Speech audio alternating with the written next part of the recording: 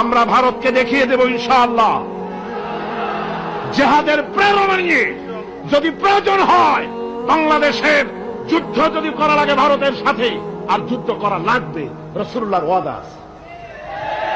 কার ওয়াদা? নাসাই শরীফ, ইবনে মাজাহ, এই তার দুটি হাদিসের মধ্যে হযরত আবী হুরায়রা রাদিয়াল্লাহু তাআলা আনহু বর্ণিত হাদিস রয়েছে। বলেছেন দুই শ্রেণীর লোক কিয়ামতের দিন জাহান্নাম থেকে মুক্ত হয়ে যাবে। এক শ্রেণী হচ্ছে যারা ঈসা আলাইহিস সালামের সাথে সাথী হয়ে যারা লড়বে আর শহীদ হবে, কিয়ামতে তারা জান্নাতে যাবে, জাহান্নাম থেকে মুক্ত। আর দ্বিতীয় শ্রেণী, ভারতের সঙ্গে একটা যুদ্ধ হবে, রাসূল বলেছেন হিন্দুস্তানের সঙ্গে একটা লড়াই হবে। ওই লড়াইয়ে যারা শহীদ হবে, রাসূলুল্লাহ বলেছেন কিয়ামতের দিন জাহান্নাম থেকে আল্লাহ মুক্ত করে দেবে। সেই লড়াই ভারতের সাথে আমাদের হবে। ওই লড়াই